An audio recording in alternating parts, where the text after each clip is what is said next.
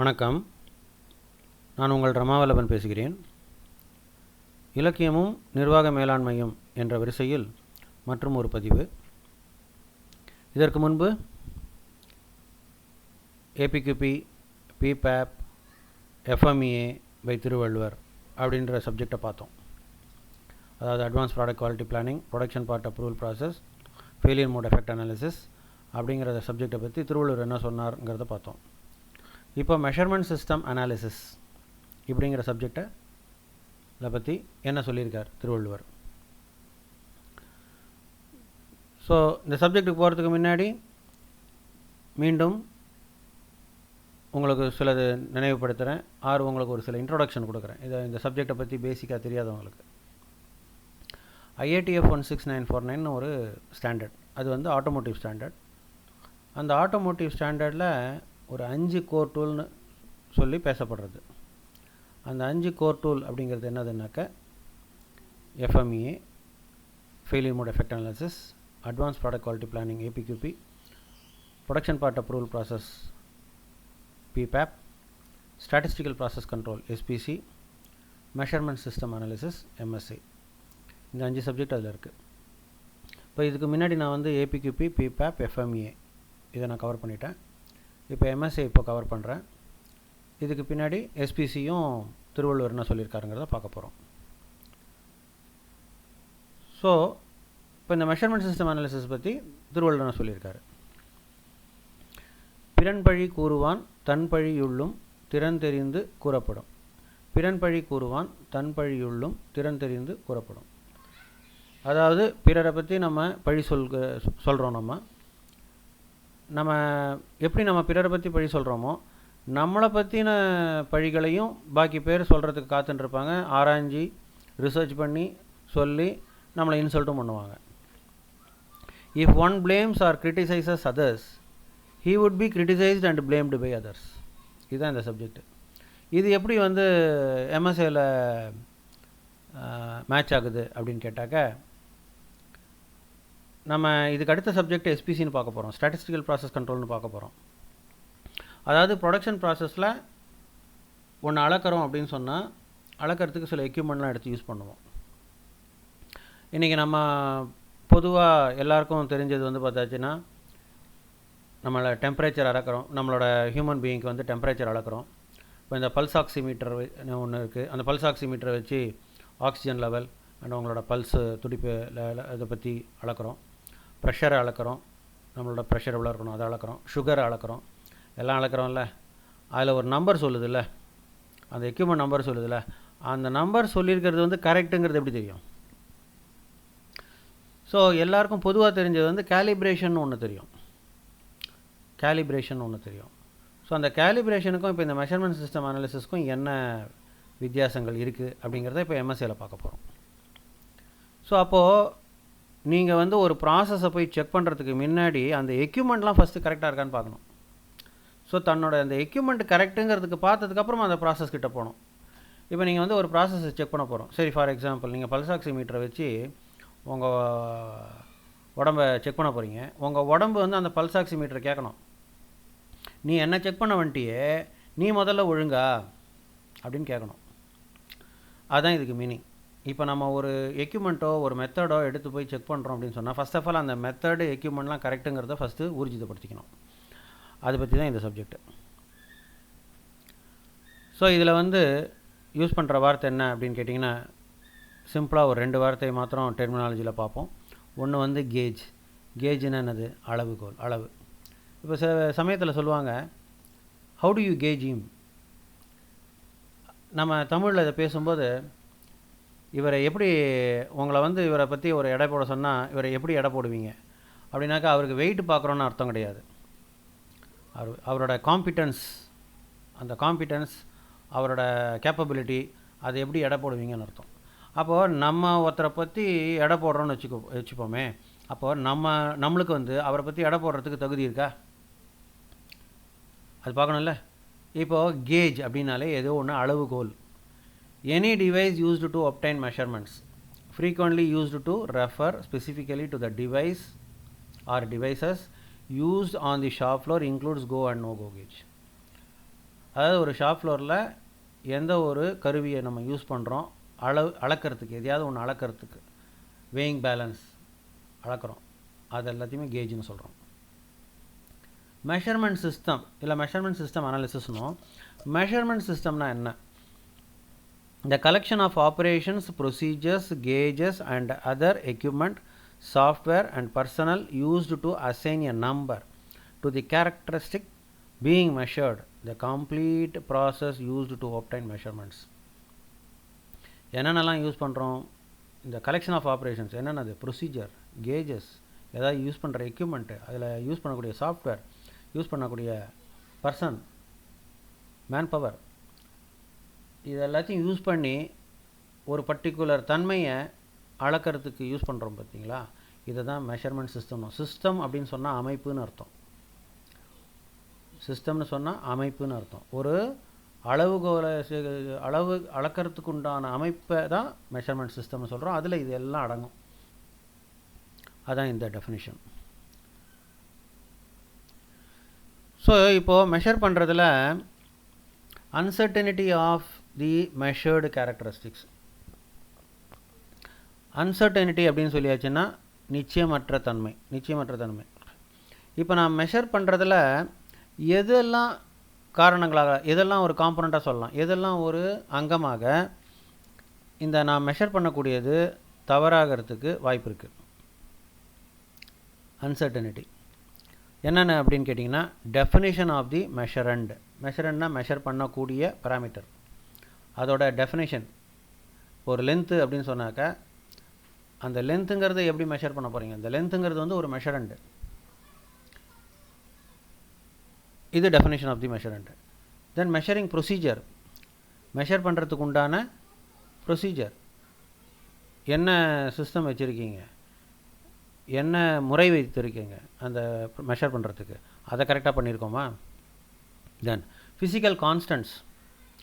இப்போ நம்ம பார்த்திங்கன்னா பை, கே அப்படிலாம் யூஸ் பண்ணுவோம். பை இஸ் ஈக்குவல் டு 3.14 அப்படின்னு சொல்கிறோம். ஆக்சுவலாக பார்க்க போனால் அந்த 3.14க்கு அப்புறம் அந்த 1111 அது போகும். நீங்கள் எந்த அளவுக்கு அதை யூஸ் பண்ணி ரவுண்ட் பண்ண போகிறீங்க, அந்த ஃபிசிக்கல் கான்ஸ்டன்ட்ஸ் ஆல்சோ மேட்டர்ஸ். தென் என்விரான்மெண்ட்டு, அங்கே இருக்கக்கூடிய சூழ்நிலை, அது டெம்பரேச்சராக இருக்கலாம், இல்லை ஹியூமிடிட்டியாக இருக்கலாம், என்விரான்மெண்ட்டு. தென் மெஷரிங் எக்யூப்மெண்ட், எந்த மாதிரியான மெஷரிங் எக்யூப்மெண்ட் யூஸ் பண்ணுறீங்க அது. Then reference element of the measuring equipment, அதில் ரெஃபரன்ஸ் ஸ்டாண்டர்டு யூஸ் பண்ணுவீங்க இல்லையா, அந்த ரெஃபரன்ஸ் ஸ்டாண்டர்டு எந்த அளவுக்கு கரெக்டு. இப்போ இந்த மெஷரிங் சிஸ்டம்லாம் இந்த எம்எஸ்ஏ எடுக்கும் போதெல்லாமே நான் என்னையுமே சேர்த்து சொல்லிப்பேன்.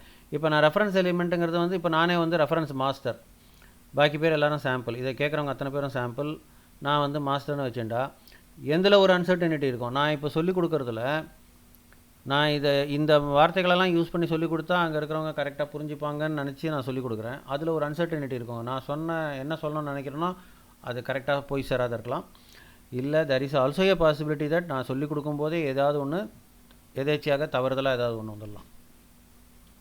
இதுதான் வந்து ரெஃபரன்ஸ் எலிமெண்ட். அந்த ரெஃபரன்ஸ் நான் வந்து மாஸ்டர்னு சொல்லி வச்சேன்னா அந்த மாஸ்டரே எந்த அளவுக்கு கரெக்டாக இருக்குது. தென் மெஷர்மெண்ட் செட்டப். ஸோ அந்த மெஷர்மெண்ட்டு செட்டப் எப்படி செட் பண்ணி வச்சுருக்கீங்க அந்த மெஷர்மெண்ட்டை, அது மெஷர்மெண்ட் செட்டப்.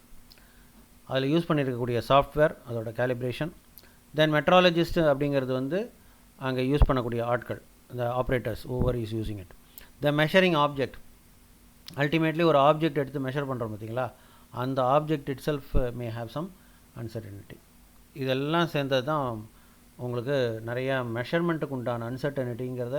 இதெல்லாம் உங்களுக்கு மெஷர்மெண்ட்டில் ஒரு எரர் கொடுக்கறதுக்கு வாய்ப்பு இருக்குது அப்படிங்கிறது இந்த அன்சர்டனிட்டி ஆஃப் மெஷர்மெண்ட்.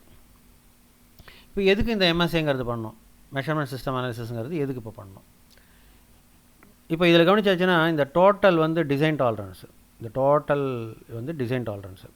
இந்த டிசைன் டாலரன்ஸில் நம்ம மெஷர் பண்ணக்கூடிய எரர் இருக்கு இல்லையா. இப்போ நம்ம as an operator some error பண்ணலாம், from the instrument point of view some error வரலாம். இந்த ரெண்டு எரரும் சேர்ந்து 10% மேலே வரக்கூடாது. அதான் ஒரு R&Rங்கிறதுல வந்து ஒரு நம்பர் சொல்லியிருப்பாங்க, 10% மேலே வரக்கூடாது. ஸோ இதுவே எரர் ஜாஸ்தி ஆகிடுதுன்னு வச்சுக்கோங்க. இந்த எரர் ஜாஸ்தி ஆகிடுதுன்னா இப்போ நம்ம ஆக்சுவல் டாலரன்ஸை காட்டிலும் எக்ஸீட் ஆகிடலாம். சப்போஸ் ஃபார் எக்ஸாம்பிள் இங்கே பாயிண்ட்டுக்கு பதிலாக இந்த பாயிண்டில் இருக்குதுன்னு வச்சுப்போம். நம்ம 2 பேரோட எரர் சேர்ந்து, தட் இஸ் நம்ம 2 பேர் எரர்னால் அப்ரைசர் ஆப்ரேட்டரோட எரர் அண்ட் தி எக்யூப்மெண்ட் கொடுக்குற எரர் ரெண்டுமா சேர்ந்து இந்த இடத்துக்கிட்ட இருக்குது அப்படின்னு சொன்னால், அப்போ ஆக்சுவலாக மெஷர் பண்ணும்போது என்ன ஆகிடும்னாக்கா டாலரன்ஸை விட்டு போகிறதுக்கு வாய்ப்பு இருக்குது. டாலரன்ஸை விட்டு போகிறதுக்கு வாய்ப்பு இருக்குது அப்படின்னா, இங்கே இருக்கும்போது சமயத்தில் ஓகேவாக இருக்கிற ப்ராடக்ட் வந்து ரிஜெக்ஷன்னு காட்டும். இந்த இடத்துக்கிட்ட வந்ததுன்னா ஓகேவாக இருக்கிற ப்ராடக்ட் வந்து ரிஜெக்ஷன்னு காட்டும். நம்ம என்ன பண்ணுவோம், அது ரிஜெக்ஷன் சொல்லி நம்ம ரிஜெக்ட் பண்ணி நம்ம கம்பெனியில் வச்சுருவோம். அப்போ என்ன ஆகுன்னா ப்ரொடியூசர் ரிஸ்க். அதாவது பீஸ் ரேட்டில் விற்க வேண்டியதை கிலோவில் விற்றுருவோம். பீஸ் ரேட்டுன்னு வரும்போது ஒரு பீஸ் 1000 ரூபான்னு விற்போம். அதை கிலோவுக்கு ₹1 10 ரூபாய்க்குன்னு எடுத்துன்னு போவோம். அப்போது கம்பெனிக்கு பெரிய லாஸ் ஆகும். அதனால் இந்த மெஷர்மெண்ட்டில் ஃபஸ்ட்டு வரக்கூடிய எரரை வந்து நம்ம அப்புறப்படுத்தணும் அப்படின்னு சொன்னால் இந்த எம்எஸ்ஏங்கிற சப்ஜெக்டை நம்ம பண்ணி ஆகணும். இந்த எம்எஸ்ஏங்கிற சப்ஜெக்டில் என்னென்னலாம் இருக்குது, நான் இதை வந்து இங்கிலீஷையும் சேர்த்து மொத்தம் 4 லாங்குவேஜில் போட்டிருக்கேன். ஸோ இங்கிலீஷில் சொல்கிறது வந்து பயாஸ், தமிழில் சொல்லும்போது பட்சாபாதத்திற்கு. அதாவது இப்போ நம்ம வந்து பயாஸுங்கிறது வந்து பட்சாபதாபம்னு சொல்லுவோம் இல்லையா, பார்ஷியாலிட்டி. இது ஆக்சுவலாக நான் இப்போ சப்போஸ் உங்கள்கிட்ட வந்து உங்களோட க்ளோஸ் ஃப்ரெண்டை பற்றி ஒருத்தர் வந்து கம்ப்ளைண்ட் பண்ணுறாரு.